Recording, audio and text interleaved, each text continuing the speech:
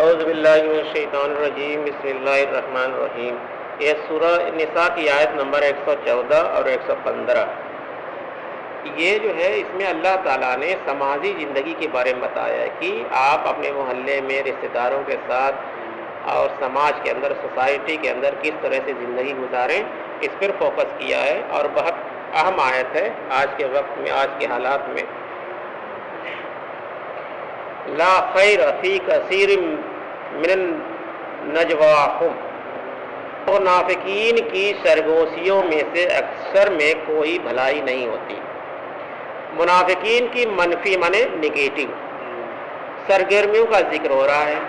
علیحدہ بیٹھ کر سرگوشیاں کرنا، دوسروں کو دیکھ کر مسکرانا اور ساتھ اشارے بھی کرنا تاکہ دیکھنے والے کے دل میں خلجان پیدا ہو کہ میرے بارے میں بات ہو رہی ہے۔ اور آج بھی ہماری مجلسوں میں یہ سب کچھ ہوتا ہے۔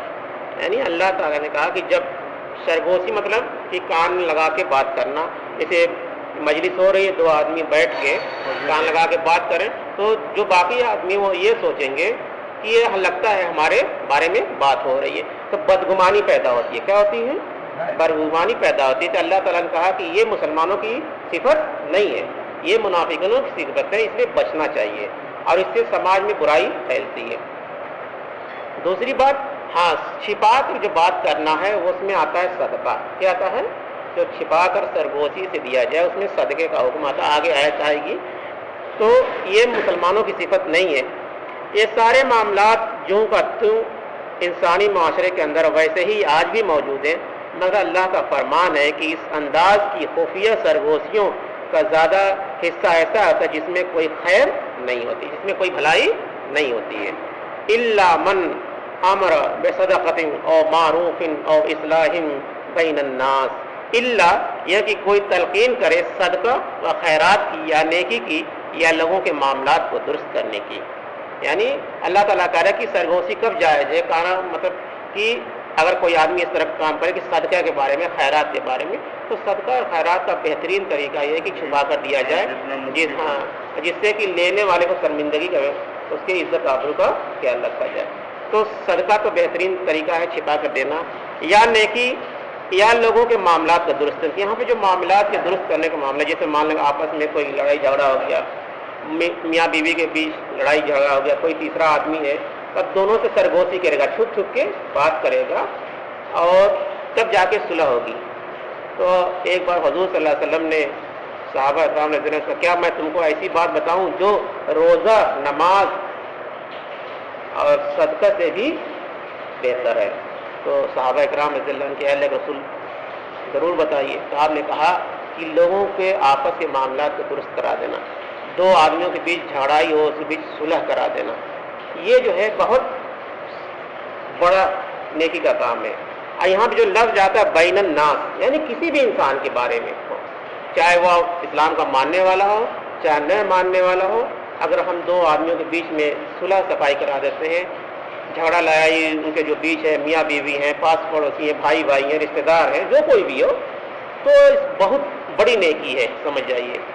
تو اس سے مگر آج کیا ہے؟ آج معاملہ ایک دم الٹا ہے۔ کوئی بھی، چاہے خاندان کا معاملہ ہو چاہے پاس پڑوس کا معاملہ، کوئی اس میں پہل نہیں کرتا ہے کہ دو آدمی کے بیچ کوئی معاملہ ہو تو اس کو صلح صفائی کرا دیا جائے۔ اس کو لوگ نیکی سمجھتے نہیں، جبکہ اللہ کے رسول کی سب سے بڑی نیکی۔ اب کیوں کہا کہ سب سے بڑی نیکی ہے؟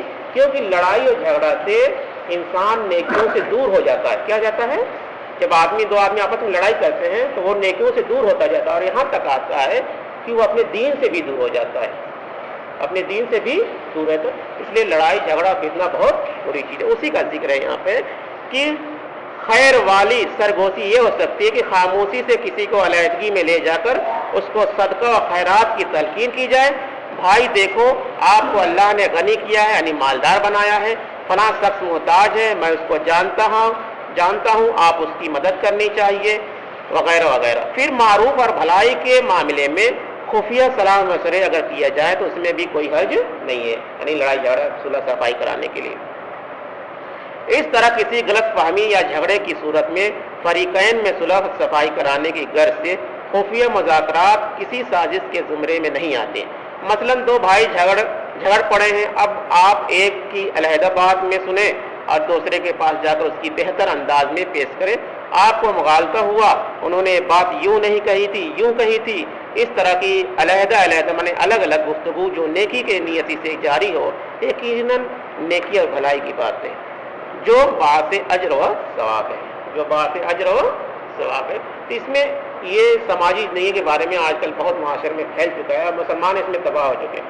جبکہ مسلمانوں کا کام تھا لوگوں کے آپسی صلح کرانا، جھگڑا دور کرانا. پہلے مسلمان بھی کرتے بھی تھے، ایسی بات نہیں، مگر آج ان کے اندر گراوٹ آ گئی، تو اس پہ غور فکر کرنا چاہیے. وَمَن يَفْعَلَ ذَلِكَ ابْتِغَاءَ مَرْضَاتِ اللَّهِ فَسَوْفَ نُؤْتِهِ أَجْرًا عَظِيمًا. اور جو شخص اس طرح کی سرگوشی کرے گا اللہ تعالیٰ کی رضا جوئی کے لیے، تو عنقریب ہم اسے دیں گے بہت بڑا اجر. یعنی اللہ تعالیٰ کہہ رہے کہ جو شخص، جو انسان اس طرح کا کام کرے گا، لوگوں کے بیچ صلح کرا دے گا، لڑائی جھگڑا میں صلح کرا دے گا، تو ہم اس کا بہت بڑا اجر دیں گے. یعنی اللہ تعالیٰ نے ڈائریکٹ قرآن میں حکومت کیا ہے کہ ہم ایسے انسان کو بہت بڑا اجر دیں گے، ثواب دیں گے. وَمَن يُشَاقِقِ الرَّسُولَ مِن بَعْدِ مَا تَبَيَّنَ لَهُ الْهُدَىٰ. اور جو رسول اللہ صلی اللہ علیہ وسلم کی مخالفت پر تل گیا اس کے بعد کہ اس پر ہدایت واضح ہو چکی ہے.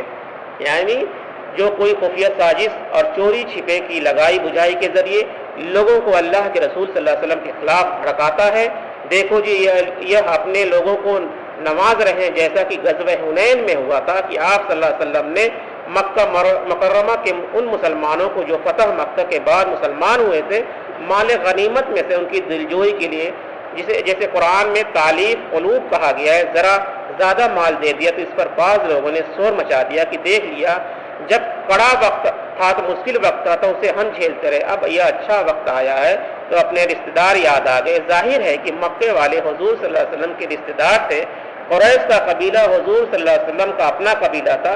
تو طرح طرح کی باتیں جو آج کے دور میں بھی پیدا ہوتی ہیں، ویسے ہی باتیں ہمیشہ ہوتی رہیں. یہ انسان کی فطرت ہے جو ہمیشہ ایک سی ہی رہی ہے، اس میں کوئی تغیر و تبدل نہیں ہوا ہے.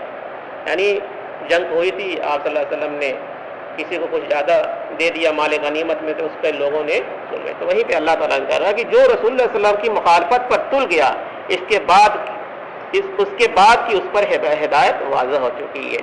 یعنی سب کچھ جاننے کے بعد بھی اگر وہ اللہ اس کے رسول کے خلاف کرے گا تو وہ جو ہے خسارے میں ہے.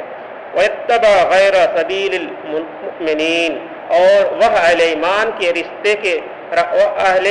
کے راستے کے سوا کوئی دوسرا راستہ اختیار کرے، نُوَلِّهِ مَا تَوَلَّى وَنُصْلِهِ جَهَنَّمَ. تو ہم بھی اس کو اسی طرف پھیر دیتے ہیں جس طرف اس نے خود رخ اختیار کر لیا ہو، اور ہم اسے پہنچائیں گے جہنم میں. یعنی جس نے جان بوجھ کر جان چکا کہ یہ حق بات ہے، یہ اللہ کے رسول صلی اللہ علیہ وسلم کا طریقہ ہے، اس سے چلنے میں بھلائی، سے جان بوجھنے کے بعد بھی اگر کوئی غلط راستہ پہ چلنا چاہتا، اللہ تعالیٰ کہتے ہیں ہم اس کو اسی کی طرف پھیر دیں گے. وہ غلط راستہ اس کو اچھا لگنے لگے گا، کیونکہ اس نے جان بوجھ کے کیا، انجانے میں نہیں کیا. وہیں پہ آیت ہے تو ہم بھی اس کو اسی طرف پھیر دیتے ہیں جس طرف اس نے خود رخ اختیار کر لیا ہو، اور ہم اسے پہنچائیں گے جہنم میں. وساعت مسیرہ. اور وہ بہت بری جگہ ہے لوٹنے کی. یعنی جہنم کے بارے میں اللہ تعالیٰ نے کہا کہ یہ بہت بری جگہ ہے. جہنم کے بارے میں آپ لوگ سب جانتے ہی ہیں کہ وہاں پہ سخت ترین عذاب ہوگا، اور نہ وہاں موت آئے گی، کچھ نہیں ہوگا. یعنی پینے کے لیے کیا ملے گا؟ خون ملے گا، پیپ ملے گا، اس طرح کے. یعنی بہت حدیث میں آتا ہے کہ حضور صلی اللہ علیہ وسلم فرمائے کہ اگر کسی کو جہنم کی ایک جھلک دکھا دی جائے دنیا والوں کو، تو وہ اپنا سب کام بار چھوڑ کر مسجد کا ہی رخ کر لیں، اور پھر وہ مسجد سے واپس باہر نہ نکلیں. ایک جھلک دکھا دی جائے تو یہ ہے جہنم، جس کا ہم تصور کر نہیں سکتے کہ کتنی سخت عذاب ہوگا. اور اس آیت کے بارے میں بڑی اہم ہے کہ امام شافعی رحمۃ اللہ کے نزدیک اجماع امت کی سند اس آیت میں موجود ہے. امام شافعی رحمۃ اللہ کے بارے میں آتا ہے کہ انہوں نے اس پوری آیت کو 300 مرتبہ پڑھا. کتنا پڑھا؟ 300 مرتبہ پڑھا، تب جا کے ان کو یہ آیت سمجھ میں آئی، اور اس میں انہیں اس کے لکھا ہے جسے کہتے ہیں اجماع امت. یہ بات تو واضح ہے کہ اسلامی قوانین کے لیے بنیادی ماخذ قرآن ہے، پھر حدیث ہے اور سنت ہے. اس طرح اجتہاد کا معاملہ بھی سمجھ میں آتا ہے کہ مگر اجماع کس چیز کا نام ہے، اس کا ذکر قرآن میں کہاں ہے؟ امام شافعی رحمۃ اللہ فرماتے ہیں کہ میں نے اجماع کی دلیل قرآن سے تلاشنے کی کوشش شروع کی اور قرآن کو شروع سے آخر تک 300 مرتبہ پڑھا، مگر مجھے اجماع کی کوئی دلیل نہیں ملی۔ پھر بالآخر 301 مرتبہ پڑھنے پر میری نظر جا کر اس آیت پر جم گئی، وَيَتَّبَعْ غَيْرَ سَبِيلِ الْمُؤْمِنِينَ، یعنی جو اوپر آیت گزری ہے، گویا اہل ایمان کا جو راستہ ہے جس پر اجماع ہو گیا وہ اہل ایمان کا ہے، وہ خود اپنی جگہ بہت بڑی سند ہے۔ جیسے اجماع ہے کہ ہم کو ٹوپی لگانا ہے، کیا لگانا ہے؟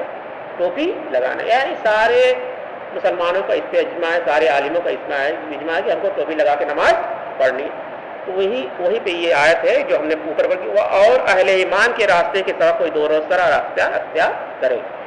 تو امام شافعی رحمۃ اللہ علیہ نے پھر اس سے دلیل دی کہ یہی اجماع والی آیت ہے، گویا اہل ایمان کا جو راستہ جس پر اجماع ہو گیا وہ اہل ایمان کا ہے، وہ خود اپنی جگہ بہت بڑی سند ہے، اس لیے کہ رسول اللہ صلی اللہ علیہ وسلم کا ارشاد ہے، ان امتی لا تجتمع علی ضلالۃ، یہ حدیث ہے کتاب باب الصلاۃ کی حدیث ہے، ابن ماجہ کی حدیث ہے کہ میری امت کبھی گمراہی پر جمع نہیں ہوگی، میری امت کبھی گمراہی پر جمع نہیں ہوگی، اور امت سے مراد جو اللہ کے رسول کے ماننے والے ہیں۔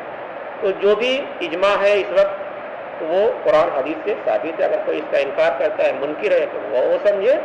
تو اس طرح سے جو لوگ محدثین تھے، قرآن کو سمجھنے والے، ہم لوگ پڑھ پائیں گے شروع سے آخر تک قرآن کو 300 مرتبہ؟ پوری زندگی میں نہیں پڑھ پاتے ہیں، پوری زندگی میں نہیں پڑھ پاتے ہیں، اور 301 مرتبہ پڑھنے کے بعد انہوں نے اس آیت سے حوالہ دیا۔ تو یہ بہت اہم آیت ہے، اور سماجی زندگی میں اس صلح صفائی کرا دینا چاہیے، دو آدمیوں کے بیچ اگر جھگڑا ہو تو بہت بڑی نیکی ہے جس کا ہم اندازہ کر نہیں سکتے، اور اس معاملے میں مسلمان بہت پیچھے ہیں۔ اگر کوئی جانتے بوجھتے بھی کہ حق کی گواہی نہیں دیتا ہے کہ یہ فلاں آدمی صحیح ہے اور فلاں آدمی غلط ہے، اگر وہ گواہی نہیں دیتا ہے تو چاہے کتنا روزہ نماز کر لے وہ بھی خسارے میں ہے، وہ بھی گھاٹے میں۔ اللہ تعالیٰ سے دعا ہے کہ ہم لوگ اس آیت پر عمل کرنے اور اپنی ذاتی زندگی اور سماجی زندگی میں اس آیت پر عمل کرنے کی توفیق عطا فرما۔ آمین ثم آمین۔ سبحان اللہ وبحمدہ، سبحانک اللہم وبحمدک، ونشہد ان لا الہ الا اللہ ونستغفرک ونتوب الیک۔ سبحان ربک رب العزۃ عما یصفون وسلام علی المرسلین والحمد للہ رب العالمین۔